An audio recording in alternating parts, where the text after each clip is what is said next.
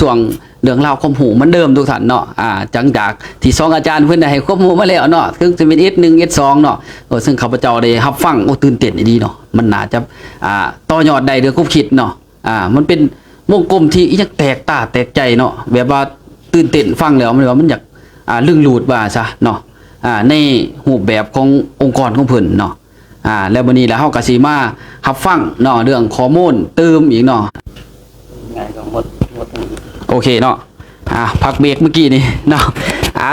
เขาส่วงที่2เขาเนาะเป็นรายการ plus go ลาวเขาเนาะเกี่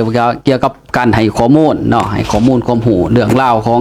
ใน6วงกลมเนาะที่ผ่านมาก็ได้ฟังไปแล้วใน2วงกลมที่ตื่นเต้นตื่นใจเนาะทุกท่านที่รับฟังรับชมเนาะก็น่าจะตื่นเต้นเช่นเดียวกันเนาะเดี๋ยวว่าฟังน้ำกันเติมมาข้อมูลเนาะที่ทางอาจารย์เฮามื้อนี้มาให้ข้อมูลเต็มที่เลยเนาะในการสื่อสารในการให้ข้อมูลที่คือว่าข้อมูลจัดเต็มจับแน่นเนาะในรูปแบบของ6วงกลมเฮานี่เนาะติดตามด้วยกันว่ามันจะเป็นแนวไหนเนาะสิเชิญทางอาจารย์เพิ่นให้มาให้ข้อมูลเติมเนาะข้าพเจ้าก็สิรับฟังไปเรื่อยๆเนาะเพราะมันตื่นเต้นดีเนาะสบายดีอาจารย์เนาะสบายดีสบายดีข้าพเจ้าซื้อธนานั่นเยี่ยมล่ำเนาะนะครับข้าพเจ้าอยากเกินในทางสมาชิกหรือว่าผู้เข้ารับชมฟังซะก่อนนะครับว่าอันวงกลม1 2 3 4 5 6นี่มันแม่นอีหยังเนี่ยเนาะเพราะว่าวงกลม1 2 3 4 5 6มันเป็นระบบที่ทางบริษัทหรือว่าทางท่านประธานธงชัยปีชานะครับเพิ่นได้เขียนขึ้นมาว่าการเฮ็ดธุรกิจที่จะประสบความสำเร็จนี่ต้องเฮ็ดจังใดต้องเดินแบบใดต้องไปทำงานจังใดนะครับคืออย่างท่านอาจารย์พ่วงเพิ่นนะครับเพิ่นได้บอกว่าการเฮ็ดธุรกิจตรงนี้เกี่ยวกับ S1 ต้องเฮ็ดอีหยังแน่นะครับ S1 S2 เฮ็ดหยังแน่ที่ท่านอาจารย์สติบอกไปมีที่ไปที่มามันไม่มีที่ไปที่มานะตัวนี้มันเป็นระบบนะครับมันเป็นระบบที่เฮาต้องสิเดินตามวงกลมนี่ต้องเดินตามจริงๆเพราะว่าเพื่อหยังเพื่อต้องการให้สมาชิกของเฮาได้ประสบความสำเร็จในการเฮ็ดธุรกิจบางท่านเพิ่งอาจสิเข้ามาอาจยังบ่ฮู้แต่ว่ามื้อใดก็ตามถ้าเข้ามายังนํระบบเฮาแล้วนะครับเฮาก็สิเฮ็ดให้ผู้ที่เข้ามานั้นมีโอกาสได้ประสบความสำเร็จเร็วขึ้นเอาง่ายซะก็คือมันเป็นเอามาคือแผนที่เนาะอาจารย์เนาะมันเป็นแผนที่เนาะเริ่มเป็นแผนที่นึงคือเริ่มเยิบย่างเนาะอันที่2เริ่มมาจาก S2 เนาะแม่นต้องไปตามทิศทางมันต้องไปตามทิศทางมันเป็นเว้าง่ายๆว่าเพิ่นกำลังปูทางให้ย่างไปแบบจังซี่เพราะว่า S3 มันเป็นระบบเกี่ยวกับเรื่องการสอนให้เฮาได้ฮู้ว่าการสิมาเป็นตรงนี้น่ะต้องเฮ็ดอีหยังก่อนแน่ตัวตนเนาะอาจารย์ตัวตนอย่างท่านต้องมาเรียนเกี่ยวกับเรื่องว่า BTC นั่นเป็นคอร์สที่จะต้องเรียนอย่างน้อยๆ5 อาทิตย์ด้วยกันคอร์สมันสิเป็น BTC 1 2 3แล้วก็ BTC 5นะครับอาจารย์มันจะเป็นคอร์สแบบนี้อันนั้นตรงมีคอร์สนึงตัวมีมันต้องมี5เทื่อสิบ่จ้ะต้องมี5เทื่อเพราะว่าBTC 1สิอธิบายเกี่ยวกับเรื่องการเป็นวิทยากรหรือว่าการที่จะสิต้องมาเป็น MC บางคนเข้ามาบ่ทันหูจักว่าสิถือไม้จังได๋สิเว้าจังได๋บางคนเว้าบ่เป็นเลยเด้แต่ว่าจุดนี้เป็นการสอกหาตัวตนของคนนั้นสอกหาตัวตนคนเพื่อให้เขาสิว่าเฮ็ดแนวใดบ่เพื่อให้เขาเข้ามาเป็นอย่างน้อยเป็นวิชาการได้วิชาการเนาะผู้บ่เคยกล้าเว้าก็สามารถกล้าเว้าผู้บ่เคยกล้าจับไม้บางคนบ่กล้าจับไม้เด้แม่นเพราะเขามาสู่ตรงนี้แล้วหลังจากมาเรียนแล้วเขาสิกล้าเว้ากล้าจับไม้เพราะว่าบริษัทเฮาสิมีอาจารย์ต่างๆนี่ล่ะวิชาการต่างๆนะครับเขาสิสอนแสดงว่ามีอาจารย์สอนมีอาจารย์สอนนะครับสอนที่ไปที่มาว่าท่านต้องเฮ็ดจังไดปฏิบัติจังไดการยืนเป็นพิธีกรยืนจังไดฝึกซ้อมแบบต้องฝึกซ้อมแม่นจาก BTC 1 BTC 2 BTC 3 BTC 5นั่นคือท่านหลังจากจบ5คอร์สนี่ท่านสามารถสิเป็นพิธีกรหรือว่าเป็น MC กับบริษัทได้เลยเป็นตัวแทนของบริษัทได้หลังจากจบตัวนี้แล้วมันบ่แม่นแต่จบจะแค่นี้นะครับที่ท่านสิเก่งหลังจากนั้นเฮายังมีคอร์ส ATP อีก ATP 1 ATP 2 ATP 3 ATP 4 ATP 5อีกคอร์ส ATP เป็นคอร์สที่สอนจะเรียนรู้เกี่ยวกับเรื่องระบบของธุรกิจนะครับว่าท่านต้องเฮ็ดจังไดธุรกิจนี่ต้องไปนำเสนอจังไดต้องไปบรรยายบ่ต้องไปเว้าแบบจังไดแล้วก็ต้องมีข้อมูลแบบจังไดในการไปวิธีการเว้าวิธีการเฮ็ดวิธีการนำเสนอหรือว่าแม้แต่เกี่ยวกับเรื่องแผนการตลาดต่างๆท่านต้องเข้าใจมีช่วงนี้เข้ามาอีกบ่ได้แม่นครับท่านต้องมาเรียนรู้ตรงนี้อีกเพ เพราะว่าสมาชิกที่เขามาอาจสิบ่ทันได้หูเรื่องราวพวกนี้ไง อ๋อ เพราะว่าเขายังบ่ทันหูนะว่าบริษัทเป็นจังไดแล้วก็ ผังการตลาดของเขาเป็นจังไดนะครับแผนรับรายได้เพิ่นเป็นจังไดแล้วสมาชิกใหม่ผู้ที่สมัครเข้ามาใหม่นี่เขาสิต้องมาเฮ็ดจังไดแน่รายได้ที่มันสิเกิดขึ้นมันเกิดขึ้นจังได อ่า มันสิอยู่ในคอร์ส ครับ ATP แสดงว่าคนที่ผ่าน S1 เนาะ S2 มาแล้ว แม่นครับ เนาะแล้วอยากมีได้ไรเพิ่มหรืออยากเอามีความรู้เติมมาซะถือว่า แม่น เขามาสามารถสร้างเป็นอาชีพได้บ่ แม่น ในยุคนี้แล้วก็อาจจะมีได้ไรบ่ แม่น อาจจะมีได้ไรเนาะเพิ่นมีไรมีอีหยังแหน่อาจารย์นะเพิ่นมีอะไรแหน่ ถ้าท่านจบคอร์สบ่ว่าสิเป็น BTC หรือ ATP นะครับ ครับ ถ้าจบแล้วบริษัทเฮาสามารถแต่งตั้งท่านเป็นคณะกรรมการในการร่วมเฮ็ดเวียกกับคณะอาจารย์พร้อม โอ้ นะครับคณะอาจารย์เพิ่นสิพาลงเฮ็ดเวียกแล้วก็สอนท่านว่าต้องไปเฮ็ดจังใดแบบใดเฮาสิมีคณะอาจารย์สอน S1 S2 พาไปเฮ็ดตามนั้นนะS1 ต้องไปเปิดตลาดจังใดนะครับคณะอาจารย์เพิ่นสิพาลงพื้นที่จริง ไปสอนจริงเลยบาดS2 คือสิมีอาจารย์พาลงไปเฮ็ดว่าเฮ็ดแบบใดเฮ็ดจังใดS2 ต้องเฮ็ดจังใดเป็นภาคสนามเลย แส ค ด รับ งว่ามีเกินว่าไปคล้ายๆคือไปลงทัศนะเขาแม่นเนาะ แม่น ภาคสนามเฮ็ด เป็นภาคสนาม เฮียนจบยกตัวอย่างคือไปจบมาแบบว่า BTC แล้วก็ ATP เนาะ แม่น นี่จุดนี้แล้วแสดงว่าทานอยู่ในฐานของการเป็นผู้นำได้แล้วเนาะ แม่น ฐานผู้นำแม่นเนาะ แม่น โอ้มันมีการห้องรับปะนี่บ่จ้ะ ครับเราจะหลังจากนั้นแล้วนะท่านจะต้องได้ไปเรียนรู้หลายๆเรื่องนะครับหลายๆเรื่องที่บริษัทเฮาสิสอนเพราะว่าการที่พาท่านลงเฮ็ดแบบนั้น ไปยังบ่ว่าสิเป็น S1 S2 นะเพราะว่าสามารถชิกใหม่เข้ามานี่บ่ผู้ใดเข้ามาเขาก็ต้องการมีรายได้เบิดนั่นแหละนะครับแต่ว่าการสิมีรายได้มันต้องไปเฮ็ดจังไดนะครับมันจะสิมีรายได้บ่แม่นว่ามาก็สิเฮ็ดเองโลดท่านเฮ็ดบ่ได้ดอก พอมันจะมีแบบว่ารายได้ปีกย่อยบ่ แม่น ได้รายปีกย่อยได้จากอันส่วนต่างของบริษัทเนาะ แม่น เห็นป่ะตามที่ผมฟังไปเนาะ มันจะเป็นรูปแบบที่2รูปแบบมาซะเช่นแบบว่าเป็นอย่างที่เพิ่นบอกว่าSLM บ่หรือว่าอย่าง MLM บ่นี่นะ แม่นครับ ที่ผมได้ยินตลอดแต่ว่ามันแตกต่างกันไปเนาะอาจารย์เนาะ SLM นี่มันสิเป็น มันสิเป็น S1 นะครับนั่นคือไปสอนวิธีลงพื้นที่สอนวิธีขายว่าไงซะ แต่ก็มีได้ไรในตรงนั้นเลยบ่ แม่นครับถ้ามันสิมีรายได้ตรงนั้นเลยครับสอนวิธีขายนะครับว่าท่านต้องเป้าจังใดเฮ็ดจังใดขายจังใดปิดการขายจังใดมันเป็นตัวนั้นมันสิอยู่ใน S1 อ๋อ หลังจากนั้นแล้วก็ S2 บัดนี้ S2 คืออย่างท่านอาจารย์สันติเพิ่นสอนเพิ่นพาลงพื้นที่มันสิเกี่ยวพันถึงเรื่อง MLM นะครับมันเป็นการสร้างเครือข่ายสร้างทีมเอาทีมมาพัฒนานะครับมันสิมีระบบในการส่งต่อแต่ละขั้นตอนของบริษัทเราเฮ็ดเปียกไปตามขั้นตอน เจ้า หลังจากท่านลงพื้นที่จริงแล้วเฮ็ดเองแล้วเบิ่งแล้วหลังจากนั้นมาเรียน S2 เพิ่นพาลงจริงว่าท่านต้องสร้างทีมสร้างเครือข่ายจังไดเพื่อให้ท่านได้มีรายได้โดยที่ท่านบ่ต้องเฮ็ดเวียกท่านก็อาจสิมีรายได้ได้หลังจากเพิ่นเรียนตัวนี้แล้วนะเพิ่นก็สิส่งเข้ามาสู่ S3 มันเป็นขั้นตอนของมันนะครับสิส่งแม่น เป็นยุคไปเนาะ เป็นลักษณะว่าผ่านจุดนี้ไปจุดนี้ผ่านจุดนี้ไปจุดนี้มันมันเป็นองค์ประกอบที่ว่าชัดเจนนะชัดเจนเนาะ เพราะว่าเมื่อเขามาสู่ S3 แล้วมันระบบ S3 มันเป็นระบบที่สอนให้ท่านเกี่ยวกับเรื่องการเว้าการเว้าการเรียนรู้เกี่ยวกับเรื่องการเป็นวิทยากรว่าซะ ความกล้าหาญ แม่น เนาะ ถ้าท่านเฮ็ดหรือว่าจบคอร์สแล้วท่านสามารถไปเป็นวิทยากรเองลงพื้นที่เองบรรยายเอง ถือว่าท่านเก่งบริษัทยังสามารถให้ท่านเข้ามาสู่ในคณะบริหารของบริษัทแล้วเข้ามาสู่คณะบริหารบริษัทแล้วท่านยังสิมีโอกาสได้บ่ว่าสิเป็นค่าวิทยากรบ่ว่าสิเป็นหยังบริษัทยังมีให้อีก มีตัวนี้ มีให้อีก ยังมีตัวนี้บ่ แม่น ว้าว ยังมีค่าวิทยากรยังมีค่าหยังต่างๆให้พร้อม ว่าปีกย่อยแล้วยังมีตัวนี้เข้ามา ยังมีอีก โอ้ ยังมีอีก แสดงว่าในระบบที่เพิ่นสร้างขึ้นมานี่คร่าวๆเนาะคร่าวๆนี่ก็คือเพิ่นห้องฮับก็คือมึงร้านธุรกิจได้พร้อมเนาะ แม่น หรือว่าซื้อกินซื้อใส่ได้มีได้เข้ามาไหมเนาะ มีรายได้อีก โอ้ว่ะฟังแล้วคือแห่งจับใจขึ้นหนาเนาะในระบบนี่เนาะ บ่แม่นแต่แค่นั้นเด้นะครับ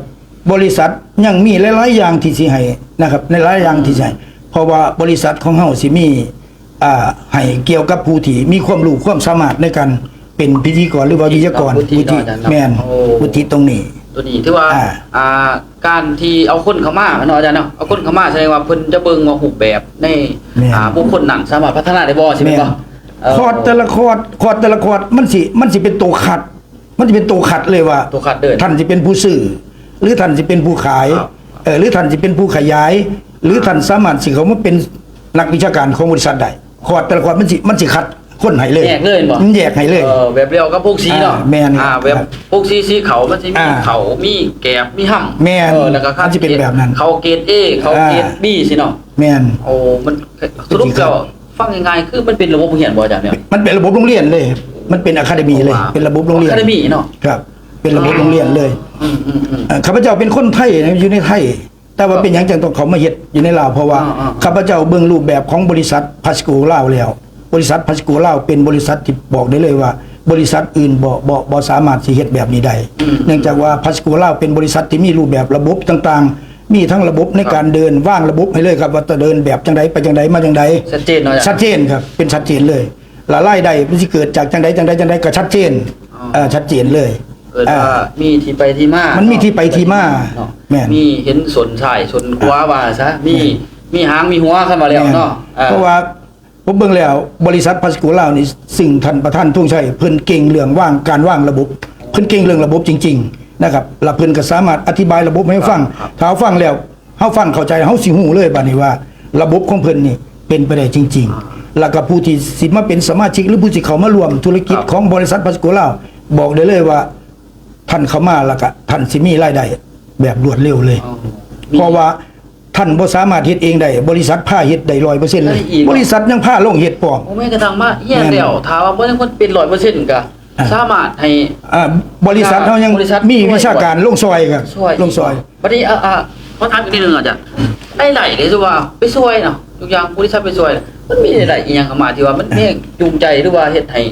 เขาที่แบบว่า ให้บริษัทไปช่วย แต่ว่าบางเทื่อมันได้แบบไรหั่นน่ะแต่ว่าความแตกต่างเลยว่าการได้การเสียหั่นน่ะมันเป็นแบบไรอาจารย์ คณะวิชาการที่ลงไปเป็นวิชาการในการซอยนะซอยสมาชิกว่าสมาชิกที่เขาซื้อสินค้าไปแล้ว บางคนบ่สามารถระบายสินค้าก็จะของได้บาดนี้ทั้งผู้ที่ซื้อสินค้าไปแล้วนั่นร้องขอเขามายังบริษัทว่าให้บริษัทไปซอยระบายสินค้าให้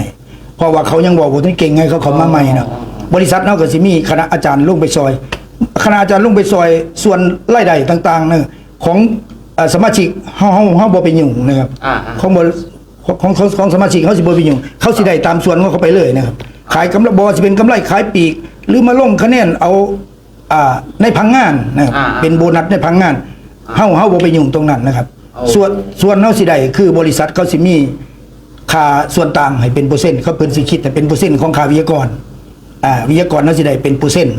ออกมานะครับว่าบริษัทเสียจักเปอร์เซ็นต์ในการไปเป็นวิทยากรในการไปซอยสมาชิกเพราะว่าอาจารย์ลงไปเฮาก็ต้องมีค่าน้ำมูกน้ำมันยังไปนะครับบริษัทเพิ่นก็เล็งเห็นตัวนี้แหละเพิ่นก็มีค่าวิทยากรแล้วก็คิดเป็นเปอร์เซ็นต์ให้ แสดงว่าก็คือถ้าสมาชิกมีการเรียนรู้เนาะอาจารย์เนาะมีการเรียนรู้มาอาจจะเป็นคืออาจารย์บอกอย่าง VTC เป็นเนาะSTP ที่อาจารย์บอกมาที่ผมรวบรวมมาอะไรก็คือในตัวนี้นี่นะก็คือคนที่มาเรียนยังบ่สามารถเดินด้วยตัวเองได้ว่าซะแต่บริษัทยังลงไปช่วยอีก บริษัทยังลงไปซอย อยู่อย่างเครื่องของที่มีก็บริษัทลงไประบายซอยได้เด้อ ลงไประบายซอยอีก โอ้ เพราะว่าเฮาสิบ่ปล่อยให้สมาชิกไปเฮ็ดเองเพราะว่าเฮ็ดเองเขาเฮ็ดบ่ได้ ก็คือบ่เกี่ยวที่ว่าเป็น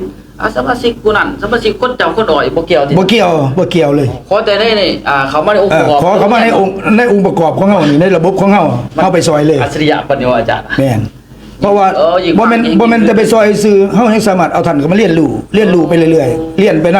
ำลงพื้นที่ไปนำเรียนไปลงพื้นที่ไปนำมื้อใดก็ตามเมื่อเฮาสอนท่านเก่งแล้วบัดเอาจังซี่ท่านออกไปเฮ็ด ซัพพอร์ตแล้วผมติดตามตลอดนะว่าบรรดาอาจารย์กับเพิ่นลงไปพื้นที่ไปลงมันอีสังนี่ฮะถือว่าคือว่าพอจะไปก็คือว่าได้เต็มที่เนาะเต็มที่ก็เขาก็จัดการต่างๆผมก็ยังบ่เข้าใจเนาะว่ามันเป็นรูปแบบนึงได้หั่นน่ะแต่ว่าฟังอาจารย์มื้อนี้ว่าโอ้ซัพพอร์ตว่าดอก ขอให้สมาชิกของเราตั้งใจแค่นั้นเองตั้งใจเฮ็ดนะครับตั้งใจเฮ็ดตั้งใจมาเรียนรู้ตั้งใจศึกษาถ้าท่านอยากมีรายได้เนาะถ้าท่านอยากมีรายได้อยากมีโอกาสมีเปลี่ยนว่าง่ายๆว่าเปลี่ยนจากหน้ามือเป็นหลังมือเลยแหละนะครับถ้าท่านอยากมีโอกาสมาเปลี่ยนอยากมีเงินใส่อยากมีรายได้ดีๆรายได้หลายๆนะครับพยายามเข้ามาศึกษามาเรียนรู้แล้วก็มาลองเบิ่งนะครับว่าบริษัทพัสกุลาวเป็นแบบจังได ท่านลองมาฟังเบิ่งมาเรียนรู้เบิ่งซะก่อนก็ได้ ครับ ถ้าท่านตัดสินใจว่าสิเฮ็ดจังค่อย เฮา อันนี้ ตามผมฟังแล้วก็คือมันเป็นระบบโรงเรียนเนาะอาจารย์เนาะ มันเป็นระบบโรงเรียน อะคาเดมี่เนาะตั้งอาจารย์ช่องทานที่เพิ่นบอกมาก็เรียกโครงสร้างเดียวกันเนาะ แม่น เนาะที่ไปที่มาเงื่อนไขมัน แม่น ต่างๆเนาะแต่บนพื้นฐานคือสร้างเนาะ แม่น สร้างเว้นว่า สร้าง เอาคนมาแล้วเอาสมาชิกมาแล้วแต่บ่จักแค่เด้อบ่เกี่ยวเขาจะได้ขายเลยจังซี่บ่แม่นเนาะแสดงคนกุลาเฮานี่ เออ คือว่าบริการจากล่างจังหวัดบนบริการบนทุ่งเขาด่างเนาะครบเลยเนาะ แม่นครบ คือว่าช่วยเหลือแม่นบ่ ช่วยเหลือเลย ช่วยเหลือแสดงว่าอยาก ช่วยเหลือเลย คือว่าช่วยกันให้มีอยู่มีกินได้ของเว้า แม่น โอ้มันเป็น ซอยมีอยู่มีกินซอยมีงานเฮ็ดผู้ที่บ่ทันมีงานเฮ็ดคือว่า บางคนอาจสิเรียนจบมาแล้วหางานบ่ทันได้อีหยังสินะ เขามาศึกษาได้ เขามาศึกษาได้เขามาศึกษาได้ บ่ได้ลงทุน มาเบิ่งบ่ได้ลงทุนอีหยังเลย คือหลายๆขายว่าซะเนาะ แม่นเขามาเรียนนี่บ่ได้มีค่าใช้จ่ายนะครับมาเรียนฟรีพร้อมและแถมยังบริษัทเลี้ยงเขาวแรงเขาอันนี้ยังพร้อมหลังจากเขามาเรียนแล้วนะครับบริษัทยังมีอาหารอันยังเลี้ยงพร้อมอืม โอเคโอ้ อ่า สุดยอดเนาะสุดยอดเนาะที่ว่า อ่า เนาะที่เฮาได้มาได้ยินเนาะในที่ทางศาสตราจารย์ที่เพิ่นเราสู่ฟังแล้วว่าซะในข้อมูลเนาะในบทเนาะต่างๆ ที่หลายทานเนาะที่ได้เห็นได้ฟังมาแล้วเนาะแต่ว่าในมื้อนี้เพิ่นก็มาชี้แจงให้ตื่มเนาะชี้แจงให้ตื่มว่าที่ไปที่มานี่6วงกลมเนี่ยไรเนาะอันนี้ฟังได้3วงกลมเนาะแต่ว่ามันก็คือว่าล่ะตื่นเต้นนะเนาะตื่นเต้นความแตกต่างที่หลายๆบริษัทเนาะหลายบริษัทซื้อมาขายไปต่างๆ ที่ข้าพเจ้าได้ฟังเนาะแม้ทางข้าพเจ้าผู้ดำเนินรายการเนาะหลายๆรายการที่ข้าพเจ้าได้ผ่านเนาะรายการมาแล้วแต่ว่ามาเห็นบริษัทพาสโกลาวนี่ที่ว่าเพิ่นมีระบบโครงสร้างที่ไปที่มาเนาะมีกระบวนการขับเคลื่อนที่ชัดเจนมีอะคาเดมี่เนาะอะคาเดมี่เป็นของตัวเองก็ว่าแม่นเนาะแล้วก็เห็นในจุดนี้ที่เป็นจุดเด่นเนาะที่เฮ็ดให้เพื่อนว่าผู้ให้ประสบเอาง่ายซะเนาะผู้ซื้อมาขายไปผู้เป็นธุรกิจผู้ส้มใส่ต่างๆ แต่ว่ามีผลประโยชน์มีเอื้อเท่ากันเนาะว่ามันตัวนี้มัน เป็นระบบแบบ มันสุดยอดดีเนาะ มันเป็นระบบแบบเปิดตามปั่น โอ้มันเป็น เอาย่อ ระบ ล บ งมาแล้วมัน เนาะ เป็นระบบแบบเปิดตามปั่น โอเคเขาเจ้าเขาพ่อขาวๆพ่อหูเดืองเล่าเนาะหูเดืองเล่าขาวๆไว้น้ำกันเนาะเดี๋ยวต่อไปเนาะเฮาก็สิไปหัวข้อที่สำคัญตื่มอีกโอ้ยมีแต่ว่าฟังแล้วเอาง่ายคือตื่นเต้นเนาะข้าพเจ้าผู้สิเว้าก็ยังตื่นเต้นว่ามันคือว่าแบบว่ามวนขึ้นหนาเนาะในแต่ละวงกลมเนาะแต่ละวงกลมที่จริงก็ผ่านมาก็ได้ยินเรื่องเล่าและข่าวเนาะว่าในบริษัทประกอบไปจังซี่วงกลมนั้นวงกลมนี่แต่มื้อนี้ได้มาสัมผัสเองได้ก็มาสัมผัสด้วยตัวเองก็เป็นเกียรติเนาะที่ได้มาสัมผัสพวกท่านอาจารย์เพิ่นเนาะที่เพิ่นให้ความรู้เรื่องเล่าวของการขับเคลื่อนในวงกลมที่เพิ่นเบานั่นเนาะในรายการของเฮามื้อนี้แหละเนาะเดี๋ยวต่อไปก็สิให้ทั้งหนึ่งอาจารย์นี้เนาะทั้งผอ.ฝ่ายการตลาดเพิ่นเนาะท่านสันติสุขพิมพ์สอนนี่เพิ่นจะมาส่งข้อมูลหรือให้ข้อมูลเนาะตื่มเนาะเกี่ยวกับสีแจงในเรื่องระบบโครงสร้างเนาะในนี่แหละวงกลมให้ทุกท่านเนาะถ้าเผาตื่นเต้นแห้งกว่านี้เด้ออาจารย์เด้อตอนนี้เฮากำลังเข้าช่วงที่ว่าหัวใจบีบอยู่ว่ามันแต่ละวงกลมนี่มันมันสุดยอดดีเนาะเดี๋ยวมาติดตามฟังและเบิ่งนํกันเนาะว่าเพิ่นสิมีเรื่องเล่าดีๆอีหยังเนาะทุกท่านว่าสื่อสารให้ทุกท่านได้เห็นในหัวข้อมูลของเพิ่นนี่เนาะสบายดีอาจารย์เนาะ สบายดี เดี๋ยวสิสอบถามเติมเนาะว่าข้อมูลของอาจารย์มื้อนี้ที่ว่าจะให้ท่านผู้ชมเนาะได้เห็นว่าในวงกลมนี้เนาะมันที่ไปที่มาแนวไหนแล้วมันสามารถส่งต่อและส่งให้บรรดาสมาชิกหรือคือว่าผู้ให้ประสบได้เห็นน่ะมันสิตัดสินใจได้แนวใดเนาะเดี๋ยวให้ทางอาจารย์ให้ข้อมูลเติมตัวนี้เนาะ ตอนเรียนกะสบายดีเป็นทางการเด้อข้าพเจ้าซื้อสันติสุขพิมพ์มาสอนเนาะเป็นผู้อำนวยการฝ่ายการตลาดของบริษัทพาสโกในการรับหน้าที่ในการเป็นคณะอาจารย์สอนประจำโรงเรียนของทางบริษัทพาสโกที่เขามีระบบเนาะโดยเฉพาะที่ว่าทางที่ได้รับฟังได้ก็รับส้มกันมากก็คือเป็นระบบ 3S มี6วงกลมเนาะผ่านมาก็คือเป็นระบบ 3S หรือว่าเป็น3คอร์ส3วงกลมที่ผู้ที่มีความสนใจผู้ที่เป็นลูกค้าอยากมาเฮ็ดเป็นธุรกิจร่วมกับบริษัทเฮาได้เรียนรู้ตามขั้นตอนนะครับโดยเฉพาะมื้อนี้ก็คือข้าพเจ้าจะมาชี้แจงอธิบายให้ สมาชิกทุกท่านแล้วก็บุคคลที่มีความสนใจก็คือโหเกี่ยวกับว่าในแผนมันจะมีอีกหนึ่งก็คือตัวนี้เป็นวงกลมที่4เนาะวงกลมที่4อยู่ในระบบ วงกลมที่4เลยเนาะแม่นแล้วเพราะว่าปกติมันจะมีอยู่6วงกลม วงกลมนะอาจารย์เนาะ ที่เขาจะเฮ็ดหมุนไปหมุนมาเนาะแล้วก็คือเพื่อปั่นสมาชิกเพื่อสร้างคณะอาจารย์สอนสร้างคณะบริหารต่างๆคณะของนักธุรกิจของเฮาก็คือในหัวข้อนี้ก็คือ1P เนาะ1P ในหัวข้อตัวนี้ชื่อว่า1P เนาะ1P เป็นภาษาอังกฤษ ฟังแล้ว1Pมันแบบแปลกๆ แม่เนาะเบิ่งนี่ก็คือสโลแกนคล้ายๆอยู่ในงานของเฮาคือมีงานมีเงินมีมวลมีเที่ยวมีรางวัลพิเศษอยู่เฮาเขาสโลแกนง่ายๆเด้อบริษัท Pasco ลาวให้สมาชิกจื่อก็คือ เป็นสโลแกนได้เลยเนาะ แมน1มีงานมีเงินมีมวลมีเที่ยวแล้วก็มีรางวัลพิเศษ โดยเฉพาะมันจะบรรจุรวมเขาอยู่ในวงกลมนี่เนาะก็คือวงกลม 1P นี่หมายถึงว่าเป็นโปรโมชั่นต่างๆเนาะก็คือจะมีการส่งเสริมเรื่องการสื่อการขายส่งเสริมให้ขึ้นกำไรให้ลูกค้าบ่ได้ว่าเป็นตัวแทนจำหน่ายเป็นสมาชิกของเฮาเนาะเป็นการส่งเสริมการขายก็คือมีส่วนลดมีลดแลกแจกแถมเนาะบางอย่างก็ซื้อ5แถม10ซื้อ10แถม5ยังก็มีแล้วแต่โปรโมชั่นในงาน เนาะ สำหรับสมาชิกที่มาร่วมรายการก็คือเป็นคันนี้วงกลมนี่ก็คือหมายถึงกันเฮาเกิดว่าเรื่องการที่ว่าเฮาต้องเฮ็ดธุรกิจแล้วก็ยุคสูงเรื่องระดับความรู้ความสามารถแล้วก็เรื่องจิตใจของทีมงานเข้ามาร่วมเนาะคือว่าหลักๆแล้วมันเอาคุณธรรมนำธุรกิจอยู่ในเวียกของเฮามันต้องได้เฮ็ดม่วนสนุกสนานเฮฮาแล้วก็เกิดความรักสร้างความรักให้กันเพราะว่าอยู่ในพาสโกลาวเฮานี่เน้นความม่วนความรักเป็นหลักเลยเรื่องธุรกิจเห็นคอยตามมานำหลังนะครับมันจะได้เองเนาะเรื่องเงินเรื่องค่ำทุกท่านก็มาเฮ็ดตามระบบของทางบริษัทนี่ก็คือจะได้เงินตามนั้นเนาะแล้วก็จะมีหัวข้อก็เป็นแผนเวิร์กเนาะแผนเวิร์กก็คือเป็นการที่เฮาจะต้องมามีการวางแผนร่วมกันมีการปรึกษาหารือกันมีการสรุปกันมีงานจัดกิจกรรมกันเอาแบบส่งเสริมกันสนับสนุนกันเต็มที่ผู้ใดมีข้อดีผู้ใดมีอยากให้ส่งเสริมแบบใดก็คือเฮามาปรึกษากันได้แบบหมายถึงเป็นคนอยู่ในครอบครัวในธุรกิจเดียวกันถ้าสามารถปรึกษากันช่วยเหลือกันได้ทุกอย่างเลยนี่ก็คืออยู่ในระบบในคอร์สในวิธีการของ1Pของในระบบ6วงกลมอันนี้เพียงมีเป็นวงกลมที่4เนาะ แสดงว่าตัวนี้เป็นวงกลมที่4เนาะอาจารย์เนาะในวงกลมที่4นี่เข้ามา1Pเนาะที่จริง1Pตามที่ข้าพเจ้าคิดว่าเนาะคิดว่าซะเนาะก็คือมันสิบอกเกี่ยวกับพวกแผนโครงสร้างแล้วก็การเฮ็ดให้โครงสร้างขององค์กรจังซี่เนาะอาจารย์เนาะแม่นเฮ็ดให้องค์กรแล้วก็มีแผนการเคลื่อนไหวสิว่าแม่นที่ว่าไปเขียน1Pก็แปลกๆแค่1P แม่น1Pแปลกๆจริงๆกับมีได้หลายเข้าไปอีกในหลายอย่างนี่เป็นเพียงแต่ส่วนหนึ่งที่ส่วนหนึ่งเนาะชี้แจงให้ฟังก็คือตัวนี้เป็นเขาบ่แล้วมันแผนที่มีแม่นบ่แพทย์ที่มีทั้งหมดจากวงกลม1 2 3คือ S1 S2 กันบ่แม่น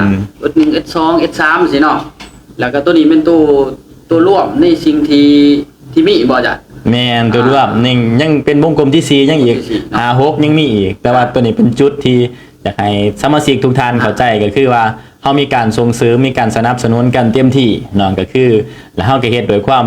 ซอยเดือกันเต็มที่ได้ความหักความแพงโดยเป็นครอบครัวมีการสนับสนุนกันแบบทุกท่านมีเรื่องเล่าต่างๆมาสามารถปรึกษากันได้ทุกสิ่งทุกอย่างแล้วก็โดยเฉพาะอยู่ในเวียกของเฮานี่เฮาเฮ็ดงานกันนี่24ชั่วโมงพุ่นแหละ24ชั่วโมงเด้อจังหวะของเฮามันสิมีโลโก้ไงมีโลโก้31แล้วก็ 1P กับ1P ติดเสื้อท่านสิเห็นถ้าเห็น31 1P นั่นหมายถึงว่าเป็นโลโก้ของเสื้อเป็นโลโก้ของระบบโรงเรียนเอาไงซะโอเคเนาะก็คือข้าพเจ้าขอถามเติมไว้เนาะเพื่อความกระจ่างแจ้งเนาะก็คือให้ทางผู้ชมรายการเท่านี้เนาะให้ฮู้ถึงความลึกซึ้งว่าซะที่ว่ามีแผนเนาะคือว่า1Pเพิ่นมีแผนบัดนี้แผนของบริษัทมันแผนแนวใดแผนจังไดแผนเพื่อหารายได้บ่ด้วยว่าแผนสร้างธุรกิจหรือแผนหาสมาชิกหรือจังไดเนาะต้องชี้แจงให้ทางท่านผู้ชมเพิ่นได้ฟังตื่มว่าแผนนึงนี่มันเป็นอีสังแบบเพื่อเอามาเป็นนักธุรกิจบ่หรือเอามาเป็นผู้นำหรือเอามาเป็นในองค์กรว่าจังซี่นะมันมีแผนเนี่ยที่ว่าคล้ายๆคือแผนทั่วไปก็บ่ได้นะอยากรู้ตัวนี้อาจารย์โอเคเดี๋ยวก็ชี้แจงขยายความอีกก็คือทางแผนของบริษัทเฮาเนี่ยก็คือเป้าหมายใดก็ต้องการอยากให้สร้างทุกท่านให้เป็นผู้นำ เป็นนักธุรกิจที่ว่าเขาเข้าใจในการเฮ็ดธุรกิจจริงๆเนาะโดยเฉพาะเกี่ยวกับอยู่ในบ้านเมืองเฮาอยู่ในสปปลาวเฮานี่ให้เฮาเฮ็ดถูกต้องถูกใจถูกกฎหมายเนาะตัวนี้ต้องเดินตามอยู่ในแผนระบบของเฮาเนาะเพราะว่าแผนเวียกแผนงานต่างๆก็คือเฮาเพียงแต่เดินตามในระบบที่เฮาทั้งประธานอาจารย์ธงชัยปีศาจเพิ่นคิดค้นสูตรระบบตัวนี้มาเป็นสูตรเฉพาะของพาสโกลาวเฮาเลย โอ้ โดยที่ว่าไลฟ์ ที่ว่าอันนั้นอาจารย์ต้องใช่ที่ได้ยินชื่อเสียงเป็นแม่นผู้นี้ดิ แมนผู้นี้แหละเป็นสูตรเฉพาะเลยที่ว่าจากประสบการณ์เพิ่นเฮ็ดมาเพราะว่าหลายทานที่ตัดสินใจเฮ็ดในธุรกิจนี่ก็ย้อนว่าในระบบเพราะว่าระบบมันต้องเป็นตัวนำ ต้องไต่เต่าเนาะ แม่นต้องไต่เต่า เตะจากหนึ่งเนาะเดิมจากวงกลม1วงกลม2วงกลม3เนาะเข้าสู่ แมน ระบบตัวนี้เนาะ แมนคล้ายๆเฮาเป็นโรงเรียนสอนธุรกิจ สอนธุรกิจ มันก็ต้องเข้าคล้ายๆกับทั่วไปนะต้อง1 2 3ไปตามสเต็ป คือทางอาจารย์ธนาที่เพิ่นบอกเนาะเกี่ยวกับว่าตัวนี้มันเว้าเรื่องอะคาเดมี่เนาะอะคาเดมี่คือระบบเป็นโรงเรียนเนาะเป็นระบบโรงเรียนเนาะแล้วก็แผนที่ว่าเอาเขามาแล้วเนาะก็คือดูแลบ่ดื้อจังได๋เด้อเอาเขามาแล้วก็มี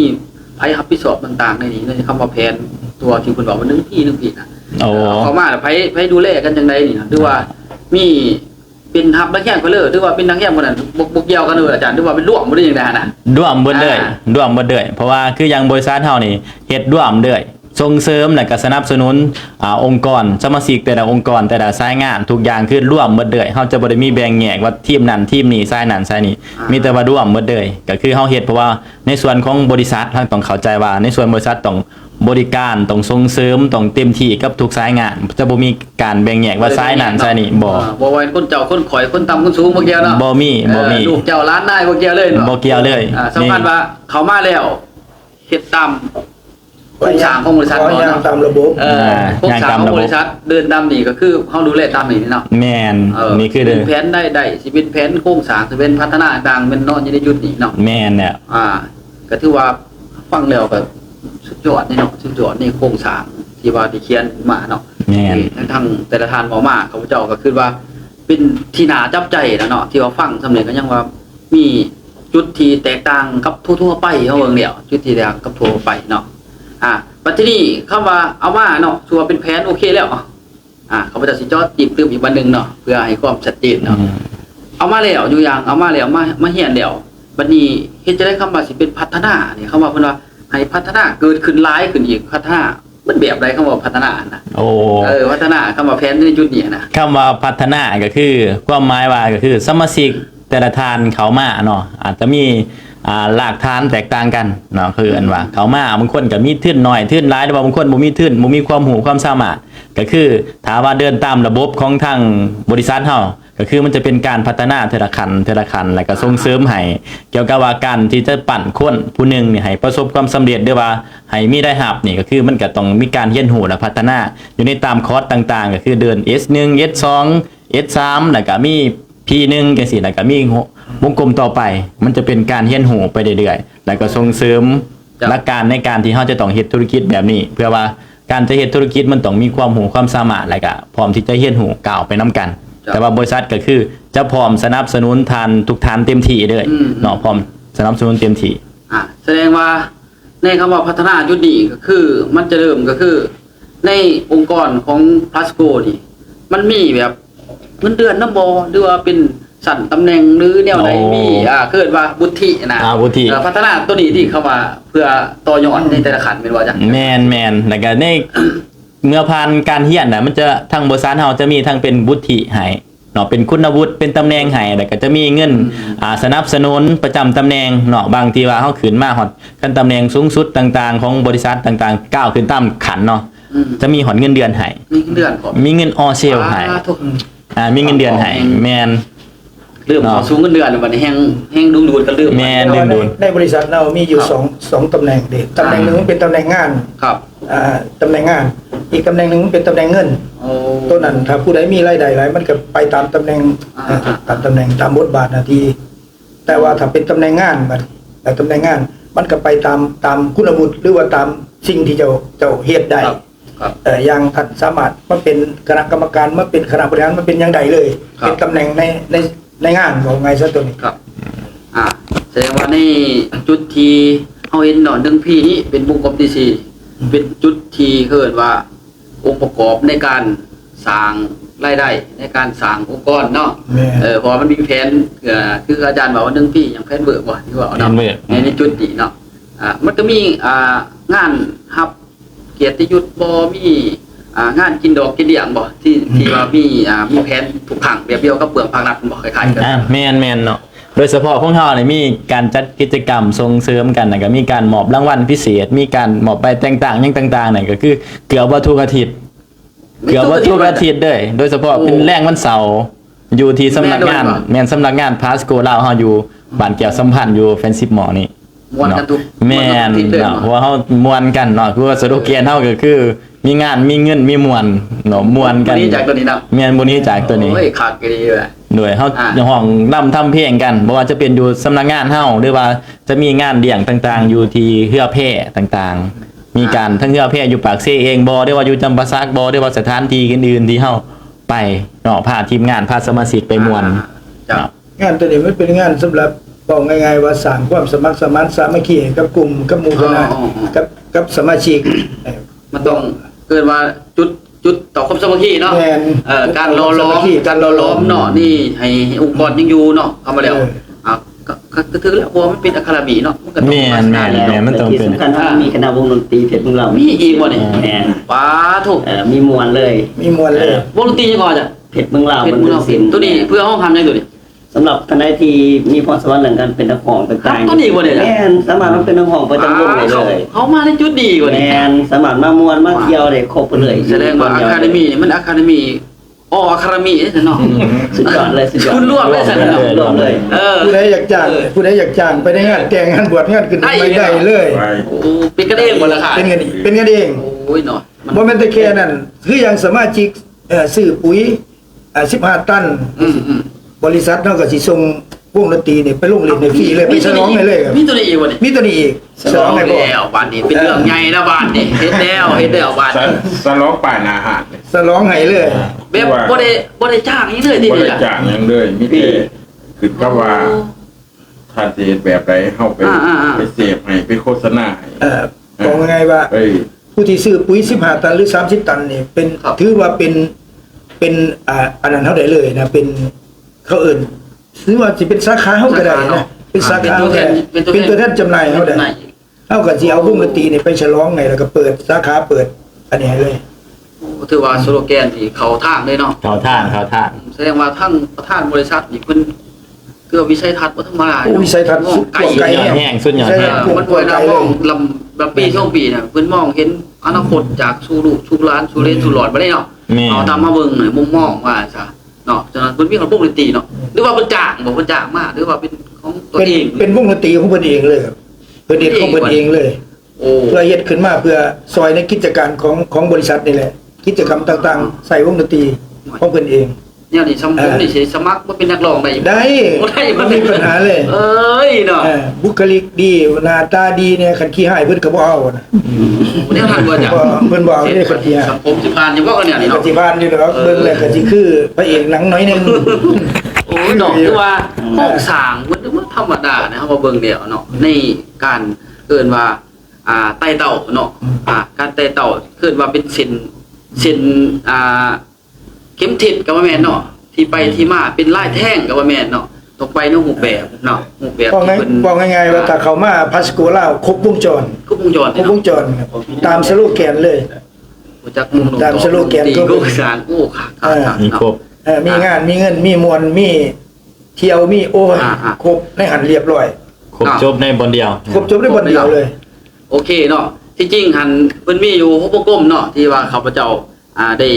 ฟังเรื่องราวมานี่ช่วงนึงว่าจะมี6วงกลมแต่มื้อนี้เฮานี่มาเว้ากันใน4วงกลมก่อนเนาะที่จริงมันมีอีก2วงกลมเอาขาวๆเนาะว่ามันอีหยังวงกลมต่อไปนะคือว่าเพิ่นเว้าว่ามีอีก2วงกลมเนาะ2วงกลมจริงๆแล้ว2วงกลมนี่เป็นวงกลมที่5นี่มันเป็นวงกลมที่สิเฮ็ดในคณะบริหารคณะกรรมการหรือคณะบริหารหรือว่าผู้นำต่างๆนี่นะครับสามารถปั้นทีมงานเพราะว่าในระบบของโรงเรียนเนาะมันสิมีระหว่างสมาชิก VIP ครับแล้วก็มีซุปเปอร์ VIP แล้วก็มี GL จังซี่นะหัวหน้ากลุ่มจังซี่หัวหน้าทีมจังซี่นะครับมันสิมีระบบในโรงเรียนเพิ่นน่ะบัดนี้ถ้าผู้ใดมาเรียนจบแล้วมีอันนี้แล้วนะครับเป็นหัวหน้าทีมหรือว่าเป็นหัวหน้ากลุ่มแล้วสามารถไปปั้นสมาชิกของเจ้าของไต่สายงานเจ้าของเมื่อท่านปั้นขึ้นมาได้แล้วปั้นให้เขามาสู่ตำแหน่งบ่ว่าสิเป็น VIP หรือคาราบีดีเนาะมันคล้ายๆคือแบบว่าพ่อแม่ประชาชนนี่เอาลูกไปเฮียนโดยที่ว่าได้ทึดนะฮะมาฟังได้เนาะได้ทึดแล้วก็ยังมีเงินที่ว่าทางบริษัทให้บ่แม่นบริษัทให้คันว่าภาครัฐก็แม่นรัฐเพิ่นให้เนาะเฮียนจบมาก็ให้แล้วก็รายใบประกันพร้อมได้นี่พร้อมแม่นบ่แล้วก็มีโครงสร้างธุรกิจพร้อมอีกแม่นบ่มันเป็นสิเป็นแรงจูงใจให้ผู้ที่อยากเฮ็ดเวียกหรือว่าผู้นำนี่สามารถนำสมาชิกบางเทื่อสมาชิกก็อาจสิมาลองสมัครเบิ่งซื่อๆฟังเบิ่งก่อนแต่ว่าเมื่อเขาก็มาฟังแล้วนะครับมันเป็นเรื่องแล้วที่เขาฟังแล้วว่ามันสามารถเป็นสิไปได้แม่นเนาะผู้นำของทีมเขาก็สามารถปั้นคนนี้พยายามปั้นผลักดันเขาให้ขึ้นมาสู่ตำแหน่งแต่ละตำแหน่งแถวเพราะว่าบางคนมันก็อยากลองเนาะแม่นอยากลองว่าแม่นแท้ว่าบริษัทตัวนี้มันคือเว้าดีบ่มันเป็นลังที่เพิ่นโฆษณาบ่นั่นเนาะก็อยากมาทดลองเบิ่งแม่นบ่เป็นส่วนใหญ่เนาะส่วนใหญ่แต่ว่ามาแล้วเป็นจังได๋บัดนี้หลังจากขึ้นมาแบบนี้แล้วได้มาแบบนี้แล้วที่นี่บัดนี้ผู้ที่เป็นหัวหน้ากลุ่มเป็นหัวหน้าทีมเนี่ยประธานเพิ่นยังสิเอามาปั้นอีกปั้นให้ผู้นำหรือว่าหัวหน้าทีมขยับตำแหน่งขึ้นไปอีกบ่มันจะขยับแต่ตำแหน่งซื้อรายได้เจ้าสิต้องเพิ่มขึ้นอีกมีตัวนี้เข้ามาอีกตัวนี้ประธานเพิ่นสิสอนเองถือว่าคันมงกุฎที่หากันเมื่อนี่มันประธานเป็นผู้แม่นเพิ่นสิสอนเองเป็นผู้สอนแล้วเป็นผู้นี่ให้ความรู้เองแสดงว่านี่ S1 S2 S3 แล้วก็1Pนี่มันคณะอาจารย์แม่นบ่แม่นคณะอาจารย์สอนเนาะแล้วก็ดูแลในขอบเขตในจุดนี้เนาะแม่นคือว่าได้รับปริญญาตรีเนาะส่วนปริญญาโทปริญญาเอกต่างๆอันจะคอยเบิ่งประธานเพิ่นเนาะเพราะว่าถ้าได้เรียนกับประธานแล้วท่านสามารถเพิ่นก็สิเอาเขามาสู่ในระบบของบริษัทเลยท่านอาจสิได้เข้ามาเป็นคณะบริหารหรือท่านอาจสิได้เป็นคณะผู้จัดการของสาขาแต่ละสาขาได้เลยมีเงินเดือนมีลดตำแหน่งให้พร้อมมีตำแหน่งให้พร้อมมีรถให้ใช้พร้อมว่าไงซะครับนี่ถือว่าโครงสร้างวันนี้ฟังแล้วไปไกลดีเนาะซึ่งข้าพเจ้าได้ไปทำรายการไลฟ์บอลเนาะแต่ว่ามาฟังเรื่องเล่าของพลาสโกนี่ตัวที่ไปที่มานี่มันเห็นสนมากซะมันสามารถเฮาฟังแล้วรู้สึกว่ามันจะไปต่อได้เนาะมันบ่มีการโต๊ะคือว่าตัวหยวดหลอกลวงเนาะพอมันเป็นจริงเนาะเป็นจริงบัดนี้ตัวเกี่ยวกับตัวการเดินเฮานี่สินค้านี่มันเป็นใจตอบโจทย์กับผู้ให้ประสบเฮาบ่ตัวสินค้าในเพื่อเขาในองค์กรต่างๆหรือเขาในบริษัทถือว่าตอบโจทย์แห้งเพราะว่าโดยเฉพาะเฮาก็โหเนาะคือหลายทานโหโดยเฉพาะคนบ้านเฮาเองเนาะสปปลาวเฮาก็คือพื้นที่ในการเฮ็ดกสิกรรมเนาะโดยเฉพาะว่ามันความ 8-90% เนาะก็ต้องเฮ็ดการเกษตรอยู่แล้วเนาะเป็นหลักๆเนาะ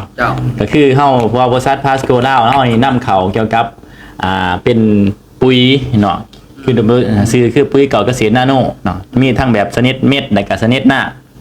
เนาะที่ว่าเฮามาส่งเสริมชาวเกษตรกรเนาะชาวเกษตรกรรมเฮาบ่ว่าแต่ละเขตเนาะแต่ละเขตแต่ละภาคที่การส้มใส่ถือว่าผลตอบรับดีเพราะคือยังบริษัทเฮานี่เปิดมานี่ก็3ปี4ปีผ่านการทดลองผ่านการนำใส่มาเรียบร้อยหมดแล้วเห็นแล้วว่ามันสามารถต่อยอดได้เนาะแม่นเพราะว่าปีแรกๆเขาเข้ามานี่เขาบ่ทันหูจักปุ๋ยว่าไงปีแรกๆยังบ่ปานใดนะยังบ่ทันใดพี่เราอาจจะอยากทดลองใส่ก่อนแต่ว่าหลังจากผ่านมาปีที่2ที่3มาตอนนี้บอกได้เลยว่าต้องจองสินค้าเฮาทันต้องจองเลยถ้าบ่จองบ่มีโอกาสได้เลยเพราะว่าคนจองหลายแห่งนะคนจองหลายแห่งมันตอนนี้อยู่ในจุดเด่นเนาะนี่จุดเด่นต้องมาจองต้องมายังไว้ทันจังสิได้ใส่นะคือว่านี่จุดนี้เฮามาอยู่ในเกินว่า 1P เนาะ1P คืออยู่ในบุคคลที่4เนาะจริงๆที่เพิ่นเกินมานั่นเนาะบุคคลที่4แต่ว่าส่วนอีก2วงกลมเนาะก็เป็นหลักๆทางประธานเนาะว่าได้เนาะประธานที่เพิ่นได้เกี่ยวกับมาสอนในตัวเองเนาะแม่นะแต่ว่าเฮาก็เว้าข่าวกันไปเนาะว่ามันจะมีดีกว่าหันอีกหลายกว่าหันแต่ว่าเฮาฟังสำนีก็มันก็มีแฮงจุกใจเนาะแม่เจ้าก็หวยหลังจากจบรายการเทื่อก็สิขอสมัครเป็นสมาชิกอีก1ท่านก็มีเด้เนาะ ให้แล้วสิให้อัพแน่เนาะก็สิขอเป็น ได้เลย สมาชิกจักคนได้บ่ซั่นแนวนี้เนาะว่าฟัง เบิร์ดเนาะบริษัทเฮายินดีต้อนรับอยู่เด้อ มาฟังเรื่องราวบอกที่ข้าพเจ้ามาเห็นในยุคนี้แล้วก็เฮามาเบิ่งเนาะก็เป็นที่ดีใจว่าซะที่ทางบริษัทเพิ่นก็มีจุดผลเด่นหลายอย่างเนาะบ่แม่นว่าแต่เว้าจ้าซื่อๆเนาะมันเป็นโครงสร้างที่ไปที่มาเนาะมันมีระบบโรงเรียนมันมีการเกิดว่าดูแลเนาะดูแลเรื่องเป็นครอบครัวทางตามเฮาเบิ่งนะเนาะตามที่ข้าพเจ้าได้เห็นในรูปแบบที่เพิ่นดูแลกันเนาะ บางท่านอาจจะคิดว่าข่อยบ่ได้มีความรู้ข่อยเว้าบ่เก่งบ่เป็นบ่เป็นหยังนะครับ บริษัทเฮาบ่จะเป็นต้องมีความรู้หรือว่าต้องเป็นต้องเก่งเพราะว่าเฮามีผู้สอนอยู่แล้วเฮามีผู้บอกผู้สอนอยู่แล้วนะครับบ่ต้องไปว่าจบบ่สูงอีหยังจังซี่นะหรือว่าผู้จบสูงนะครับเพราะว่าบริษัทเฮาบ่ได้เกี่ยวถึงความรู้หมายถึงว่าท่านเอาใจมาก่อนโลดเอาใจมาเลย บริษัทเฮาท่านบ่เก่งเนี่ยได้บริษัทเฮาสอนเลยเฮาสิสอนให้ท่านเก่งเอง แบบนั้นนี่เนาะแบบนี้เนาะโอเคเนาะฉันมีแต่สิขอถามอีกนิดนึงเนาะถือว่ามีข้อมูลจากทางทีมงานสมาชิกเนาะที่คนว่าพี่125เนาะที่ว่าคือว่ากลมที่6นี่ว่าพี่125แต่ว่าเอาข้อมูลไปข่าวๆก็ได้เนาะหรือว่าบ่ชัดเจนเต็มที่ก็ได้เนาะแต่ว่าเฮาก็ลองดมสู่กันฟังมึงเพราะว่าเจ้าก็อยากฟังอยากหูคือกันนะอยากฟังอยากหูกันเพราะมันเดิมแบบว่ากดดันตัวเองอะตอนนี้ว่ามันฟังเขามากเขามันเดึกเขาเนาะมันถือปิดกันคล้ายตัวเองอะตอนนี้เนาะความรู้สึก ขาดขึ้นไปเรื่อยๆเนาะมวยขึ้นไปเรื่อยๆขั้น แต่ ฟ้า ว่าวันนี้พี่125เนาะที่ว่าให้ทางบรรดาศิษย์อาจารย์เท่านี้เนาะให้โอลมมามันที่ไปที่มาจังไดเนาะพี่125เนาะเป็นการอย่างรักษาเป็นการอีสังคมหมายคือที่ว่าทั้งหลายๆทานที่คนบอกว่าพี่125ต้องมีอย่างเด็กว่าเป็นเด็กชื่อนี่บ่หรืออีหยังนะหรือว่าเป็นเด็กมุขคุณของบริษัทพาสโกล่าบ่สินะก็เลยแบบแปลกๆนะหรือว่าคันใช้พี่125แล้วมีคนมีเงินบ่สินะหรือว่าพี่125เป็นเกียรติยศสูงสุดแล้วบ่นี่นะก็เลยว่าแปลกๆลงมาบอกสู่ทางผู้ชมเฮาได้รับฟังนำกันเบิ่งพอได้เอาข้อมูลไปต่อยอดในบรรดาพื้นที่วันนั้นเนาะให้แต่ละอาจารย์สีแจงไปนำกันก็ได้บ่เป็นหยังเนาะโอเคอันนี้สีแจงไปเริ่มจากข้าพเจ้าว่าเนาะ เจ้าก็คือเอาเป็นข่าวๆเด้อเดี๋ยวผู้ใดที่สนใจเดี๋ยวจะมาลงลึกรายละเอียดอยู่ที่สำนักงานเฮา ผู้ใดบ่ทันเข้าใจถึงพี่125เนาะว่าข่าวๆก่อนเพราะเวลาเฮามีจำกัดเดี๋ยวเอาข่าวๆแล้วก็อยากให้มาเฮียนโหดลึกซึ้งอีกแต่ว่าคืออย่างเฮาเห็นเนาะเป็นP125คันบางคนอาจสิตีหลายความหมายเนาะอาจจะเป็นเอกมงคลเด้อโศกดอกโศกดีต่างๆคิดแบบนั้นก็ถือคือกัน เจ้ายังคิดว่าพี่125มันเป็นบุตรีสูงสุดระบอกนี่นะมันจังได๋ คิดแบบนั้นก็บ่ผิดเนาะก็ถือคือกันแต่ความสบายใจแต่ความจริงแล้วก็คือมันเป็นในกระบวนการที่ว่าเฮาใส่ในการรักษาคนรักษาพัฒนาคนที่ว่าผู้ใดที่เขามาเป็นสมาชิกเนาะแต่จะเป็นอยู่ในอาจจะมีเป็น VIP มีแต่ตำแหน่งต่างๆน่ะอยู่ในเป็นกระบวนการที่เฮาจะต้องเข้ามาอยู่ในการรักษาคนอยู่นี้บางของเฮามันเป็นกระบวนการรักษาและเป็นกระบวนการปั่นทีมสั่งทีมว่าไงซะพี่125แม่นเนาะฉะนั้นฮะเพราะว่าก็คืออย่างที่เฮาเห็นเนาะเนี่ยอาจจะเป็นในแบรนด์ในโลโก้อย่างต่างๆของการที่เฮาได้ใส่เสื้อเนาะบางคนก็ว่าได้เข้าอยู่ในโครงการของเฮาP125นี้ก็คือเพื่อว่าเป็นสมาคมต่างๆมีสมาคมอีกว่ะแม่นเพราะมันเป็นโครงการที่เฮาผู้ใดได้ผ่านตามแต่ละวงกลมเมื่อจบแล้วก็เฮ็ดตามขั้นตอนบริษัทแล้วก็คือเฮาจะหากันเข้าสมาคมมันก็บ่แม่นเขาแล้วบ่ได้หยังเด้มันจะมีการซอยเรือมีการสนับสนุนอย่างต่างๆอยู่ในผู้ที่เขาเป็นสมาคมในระบบของP125หั่นเนาะเพราะว่าก็คือเป็นข้อมูลที่ข่าวๆให้ทุกท่านได้เข้าใจซ้ำนี้เพราะว่าเฮาอยากเริ่มต้นกับตอนนี้เขามาลงเลือกในรายละเอียดเพราะว่าคันจ่อเลือกนี่3มื้อ3คืนก็บ่จบโหลายแฮงหลายเนาะเพราะฉะนั้นต้องมาเรียนรู้ข้อมูลที่จริงข้อมูลตัวนี้เนาะก็คือเป็นข้อมูลอันดวงมาซะแม่นอันดวงแตกฉานมันแต่ว่ามันก็เป็นที่ไปที่มาหั่นแหละเนาะที่ไปที่มาของบริษัทที่เพิ่นได้สร้างขึ้นมาในองค์กรในจุดนี้เนาะบัดทีนี้ในP125เนาะที่P125ที่ข้าพเจ้าเห็นว่าเขานุ่งเสื้อสีนั่นสีนี่แล้วก็มันมีบางเทื่อก็เห็นเด็กอยู่เนาะเห็นเด็กครับบางเทื่อก็เห็นเด็กที่ว่าเขียนจะหันหรือว่าเป็นพัดโกบางคนก็3เม็ด1ผีในตัวนี้ว่าที่ว่าเข้ามาองค์ประกอบของP125ด้วยจังได๋แม่นอยู่ในตัวนี้อยู่ในร่วมกันเพราะว่าพี่125นี่หมายถึง หนึ่งนี่หมายถึงตัวเขาเองนี่นะตัวผู้เป็นแม่ทีมเอง เจ้า แล้วก็สองนี่หมายถึงสายกับขัวที่ท่านจะเอามาปั่นมาสร้างว่าไงซะสองนี่หมายถึงสายกับขัวแล้วก็อีก3คนที่ลงไปนี่ให้มันเป็น5นี่นะครับหมายถึงว่าในองค์กรของท่านนั้นท่านต้องมีอย่างน้อย5คนมีCEO หรือว่ามีหัวหน้าทีมหลังจากนั้นแล้วเอา5คนเนี่ยมาเรียนรู้หลังจากเรียนรู้ผู้หนึ่งมันสิต้องได้ไปเรียนเป็น MC วิทยากรอย่างสินะเป็น MC เป็นวิทยากรเป็นผู้บรรยายสินค้าผู้บรรยายเกี่ยวกับการตลาดหรือว่าเกี่ยวกับพวกไว้ในเบิกต่างๆในจำนวน5คนในกลุ่มนี้นั่นเขาสิเป็นทีมของเขาเองแล้วเขาสามารถสิไปลงเฮ็ดเวียกของเขาเองได้เพราะว่าเขาสิผ่าน A3 มาก่อนเด้นะครับการที่เป็นสร้างทีมแบบจังซี่ได้หัวหน้าทีมต้องเอาเขามาเรียน A3 ก่อนมา A3 เพราะว่า S3 มันจะเป็นตัวสอนเกี่ยวกับเรื่องว่าท่านผู้ใดสิเป็น MC ได้เป็นวิทยากรได้อย่างสินะแล้วก็ต้องผ่านระบบพวกนี้มา1 2 3คืออีกเป้าหมายหนึ่งก็คือเป็นสมาคมที่เดียวมีการช่วยเหลือกันเลยช่วยเหลือกันแต่งงานบ่เสียชีวิตบ่เรียนบ่มีการมันมีเงินอีกมีตัวแต่งงานก็มีบ่แต่งงานเสียชีวิตมีบ่ในสมุนครัวเดียวกันที่จริงสมาคมเนาะมันสิคล้ายๆทุกสกุลทั่วไปทุกภาครัฐผมบอกด้วยว่าเป็นการก่อตั้งขึ้นมาแบบว่าดูแลกันเองหรือว่ามันมีที่ไปที่มามีหลายๆอย่างนี้นะครับแม่นก็คือเขาจะดูแลกันในเขาดูแลกันเองในสมาคมว่าไงซะในสกุลได้เป็นครอบครัวได้บ่อยเนาะเหมือนกับครอบครัวนึงนั่นแหละครอบครัวพัดโตล่ะคือรวมในเบิดเลยมีดูแลอีกต่างหากอีกส่วนนึงบ่อีกส่วนนึงเลยในสมาคมคืออย่างสมมีการแต่งงานเกิดขึ้นกันคืออย่างในหมู่บ้านมีการแต่งงานเกิดขึ้นกับมีการเอาซองไปยิงไอ้กันอย่างสิแหละในหมู่บ้านแจกซองมาในหมู่บ้านแจกพี่แจกน้องไปอย่างสิแหละซอยเหลือกันไปแห่งคักขึ้นหน้าเนาะคักขึ้นหน้าม่วนขึ้นหน้าเนาะพี่1 2 5นี่ก็ซ้อนลิ้นเข้ามาอีกนี่เนาะเขาเจ้าเบื้องต้นก็คิดว่าเด็กผู้คุดเนาะระบบ3 SNP ของเรานี่มันครอบคลุมเบิดนะครับมันสิครอบคลุมเบิดเลยครับครอบคลุมเบิดเป็นโครงสร้างเนาะว่าแล้วเนาะโครงสร้างที่เพื่อรู้แลรักษาพัฒนาในองค์กรว่าท่านเนาะในจุดนี้เป็นจุดที่เฮ็ดให้หลายๆคนที่ฟังแล้วนะมันอยากต่อยอดไปได้ว่าซะเนาะอยากต่อยอดไปได้ที่เฮาฟังข่าวๆได้นี่เนาะแล้วก็ข้าพเจ้าเห็นว่าในแต่ละวงกลมนี่นะสำคัญอยากจะต่อเนื่องกันเพิ่นเนาะสำคัญกันส่วนเอาตัวใดตัวนึงไปนี่เกิดบ่องค์กรซั่วเกิดบ่นะบริษัทซั่วเอาตัวนี้ไปส่วนสมมุติว่าเอาS1คือทางมันพอเพิ่นเนาะพอพวกเกี่ยวเนาะที่เพิ่นบอกว่าก่อนเนาะก็คือเอาที่S1ซั่ว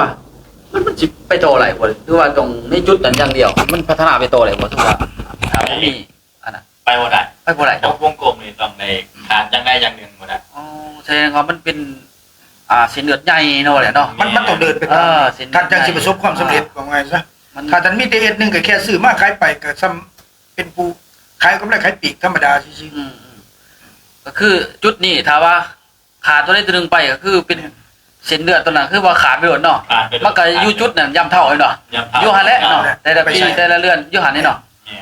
มันสิบ่มีการสิเมื่อยซื่อๆว่าไงซะเมื่อยคล้ายๆคือซื้อมาขายไปเข้าไปเข้ามาเนาะโอเคขายไป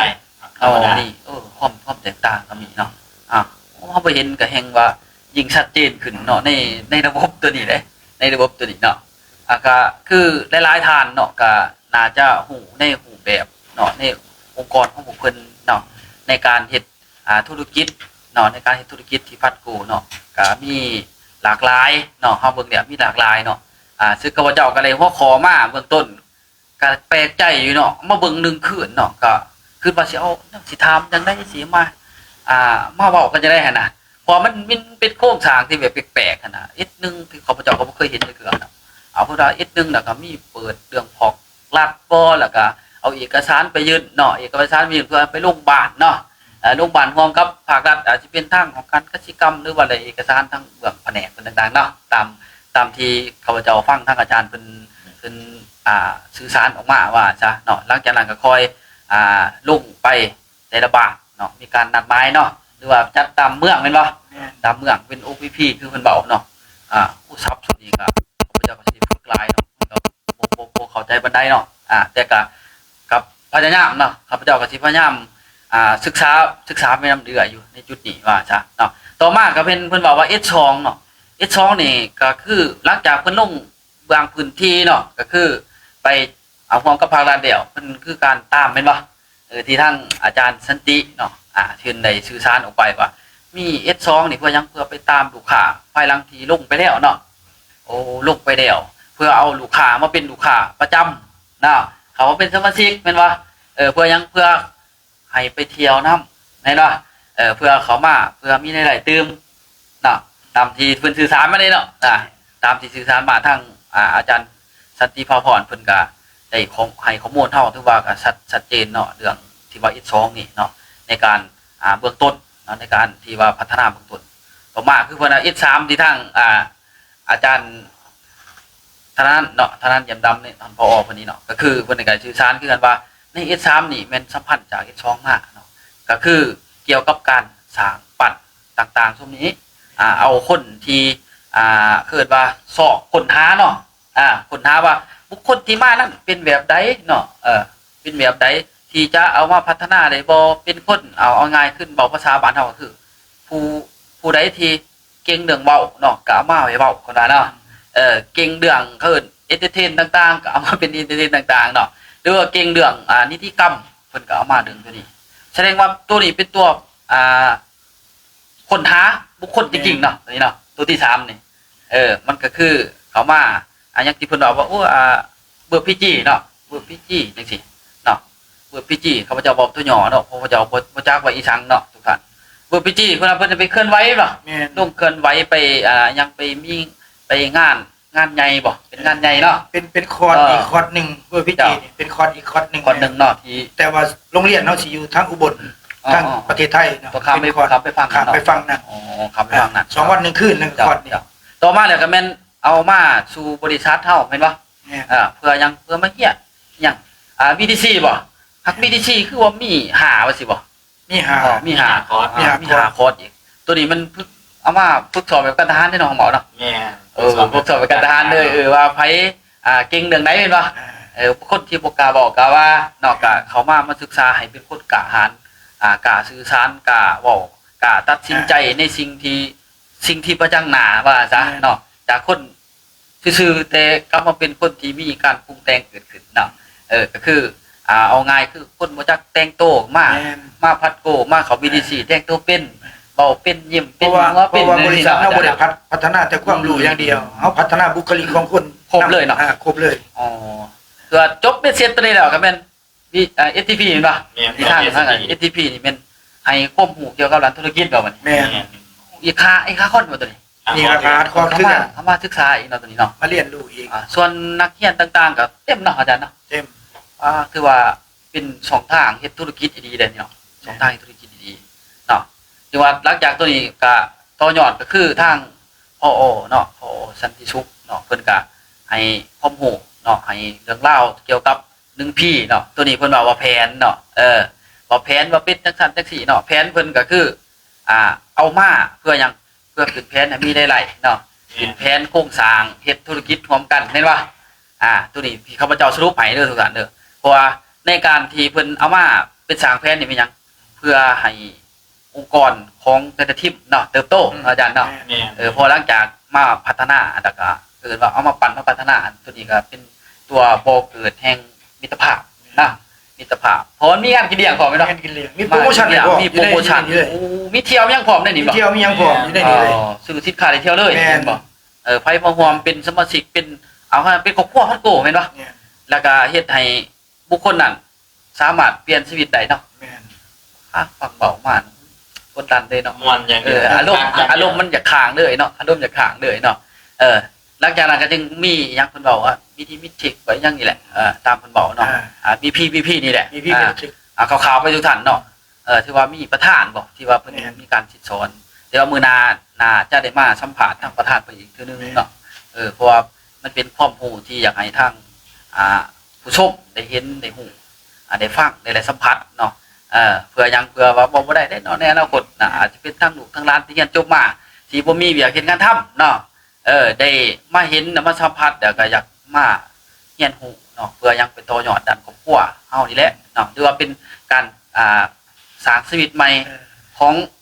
บุคคลนั้นว่าซะบ าง คือ เทื่อก็ ถ้าเฮ็ดจบ6วงกลมนี่ อ่า สามารถเฮ็ดเปียกเองได้ ได้เลยบ่ หมายถึงเหมือนกับจบหลักสูตรแล้วจะไปสมัครงานได้เลยว่าไปเฮ็ดงานได้เลย คือถ้าจบ6วงกลมนี่ท่านเก่งเลย ครับครับ ท่านสิเก่งเลยว่า อ่ะ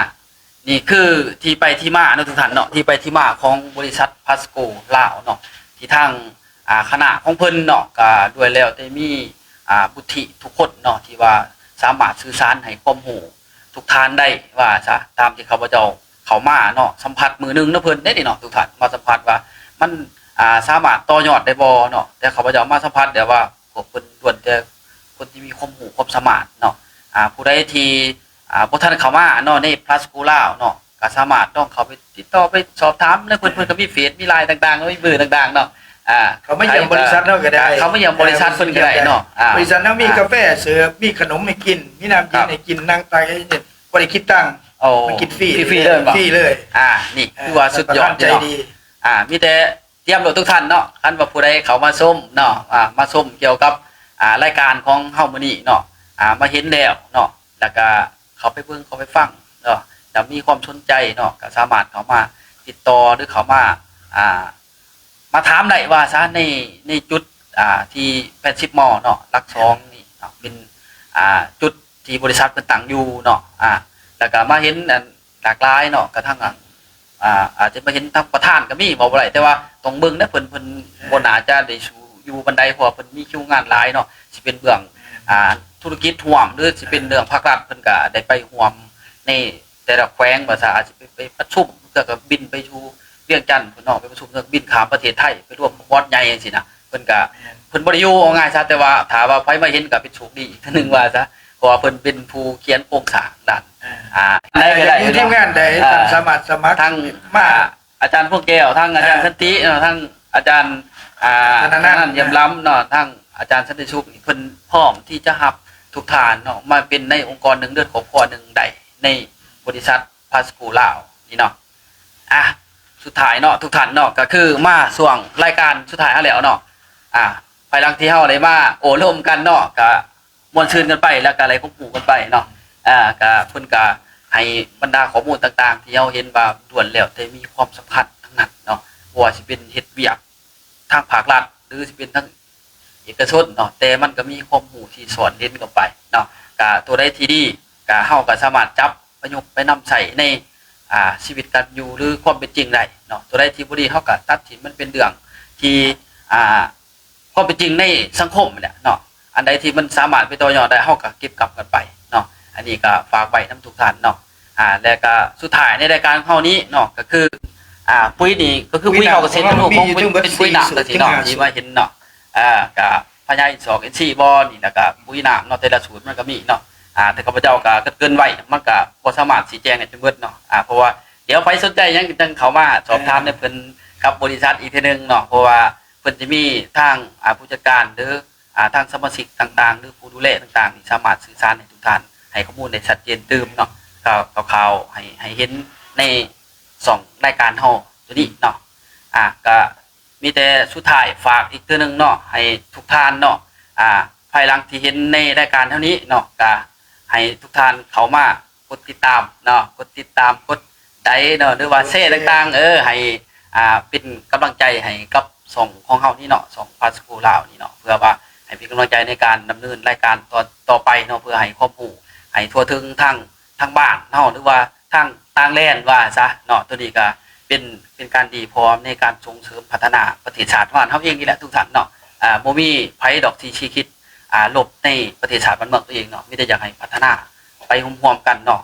คนละ1คนละ2คนละ3ก็มันก็เป็นการดีในการพัฒนาเนาะช่วยเหลือกันไปนะทุกท่านเนาะนี่ก็คือรายการของพาสโกลาวเฮานี่เนาะซึ่งว่ามาให้ความรู้ที่เด็กๆน้อยๆเนาะเพื่อให้ทุกท่านได้เอาจับไปประยุกต์นำใช้ในชีวิตการเป็นอยู่ในความเป็นจริงเนาะในรายการของเฮานี้เนาะก็สุดท้ายกระทั่งขอบใจทั้งอาจารย์ทั้ง4ท่านเนาะที่สละเวลาเนาะมาร่วมรายการของเฮาในมื้อนี้เนาะเพื่อว่าส่งต่อได้ให้ความรู้ต่างๆนี้ต่อทั้งเบอร์โทรก็ได้เนาะ22737 0806เนาะติดต่อหาข้าพเจ้าโดยตรงเนาะขอบใจ โอเคสำหรับข้าพเจ้าเองเนาะก็สุดท้ายก็ขอบใจทั้งบริษัทปุ๋ยกับเกษตรโนเนาะที่สนับสนุนรายการที่ให้ข้าพเจ้าทั้ง4ท่านได้มานั่งที่จุดนี้กับบริษัทปัญญาอินทรีย์เนาะก็คือเป็นยาสมุนไพรแก้ปวดเนาะที่สนับสนุนรายการที่ให้พวกเราได้มานั่งในจุดนี้เนาะท่านใดที่สนใจเนาะต้องการอยากความงานก็สามารถสอบถามได้เลยที่เบอร์โทรเนาะ02091479670เนาะตามนี้จ้ะ เจ้า ก็ขอบใจทั้งรายการเนาะที่สนับสนุนคือว่านั่นแหละนะครับเฮาได้มาอยู่จุดนี้เพื่อเฮาต้องการให้พี่น้องประชาชนนะครับหรือว่าเกษตรกรต่างๆได้ฮู้ได้เห็นนะครับว่าบริษัทพาสโกลาวของเฮานะครับเฮ็ดหยังแน่นะครับมีหยังดีๆให้พี่น้องประชาชนสนับสนุนให้พี่น้องประชาชนได้มีรายได้เกิดขึ้นแล้วก็สามารถเอาไปต่อยอดเกี่ยวกับผลิตภัณฑ์ของท่านผลิตผลของท่านนะครับบ่ว่าจะเป็นกาแฟพวกมันพวกข้าวอหยังต่างๆนี่มันสิเฮ็ดเพิ่มให้ท่านมีได้หลายขึ้นว่าง่ายซะเนาะถ้าท่านสนใจอยากติดต่อหรืออยากสอบถามรายละเอียดต่างๆนะครับติดต่อมาได้ของเบอร์โทรของข้าพเจ้าคือ03028499395ติดต่อได้ทั้งนี้นะขอบใจ บ่อยากอาจารย์ อ่า บ่อยากเบื่อ เนาะก็คือในส่วนท้ายเนาะก็อยากฝากกับทุกท่านเนาะที่ได้รับส้มเนาะก็คือฝากกดไลค์กดแชร์ทั้งช่องที่รายการของเขานี่เนาะก็มื้อนี้ก็รู้สึกดีใจแล้วก็รู้สึกเป็นเกียรติหลายที่ทั้งรายการของบริษัทพาสโกลาวเนาะเชิญข้าพเจ้ามาร่วมรายการในมื้อนี้เนาะก็คือให้ข้อมูลข้อมูลหยังต่างๆฝากทุกท่านติดตามกันรายละเอียดเนาะแล้วก็ขอเรียนเชิญทุกท่านได้ไปได้มาก็ขอเรียนเชิญเข้ามาเยี่ยมมาชมอยู่ทางบริษัทเฮาเนาะอยู่ที่บ้านแก้วสัมพันธ์เนาะนครปากเซ่แขวงจำปาสักเนาะส่วนว่า2ทางในการติดต่อของข้าพเจ้าก็จะมีทั้งเป็น Facebook เนาะเป็นสันติสุขพิมพ์มาสอนเป็นภาษาอังกฤษแล้วก็จะมีเป็นช่อง YouTube เนาะ PMS 22เนาะ Channel เนาะเขาไปกดติดตามกดไลค์กดแชร์ให้ได้เด้อตอนนั้นขอขอบใจนะ โอเคเนาะก็ถือว่าขอขอบใจทั้งอาจารย์ทั้ง4ท่านเนาะที่ว่าสละเวลาเนาะมาร่วมในรายการครั้งนี้ได้รับเชิญมาข้าพเจ้าก็เป็นเกียรติยิ่งๆเนาะที่ได้ร่วมในการสัมภาษณ์ใน4ท่านเนาะล้วนแล้วแต่ผู้ที่มีบุธิเนาะในการสื่อสารต่างๆนี้เนาะในการเฮ็ดให้หลายท่านเนาะที่ได้ฟังแล้วมีความประทับใจและก็คิดอยากเดินตามนำได้เนาะก็สุดท้ายสุดเนาะข้าพเจ้าแนะนำผู้จัดดำเนินรายการเนาะขอบอกขอบใจทั้งคณะอาจารย์ทั้ง4ท่านแล้วก็ขอบอกขอบใจทั้งผู้ชมทั้งบ้านเนาะที่ว่าได้มาติดตามก็ให้กดไลค์กดแชร์หรือว่ากดติดตามต่างๆในช่องเนาะคือพาสโกลาวก็คือในช่องเบอร์พีจีลาวกับแมนเนาะในช่องเฟซต่างๆเนาะเฮาก็มีไลน์เนาะไลน์2ทางเนาะมีทั้งเฟซมีทั้งไลน์มีทั้งเฟซต่างๆเนาะที่ให้ทุกท่านสามารถเข้าไปกดติดตามได้เลยเนาะสุดท้ายทั้งข้าพเจ้าเองเนาะเพชรเสวียงเจริญพันธุ์เนาะในนาม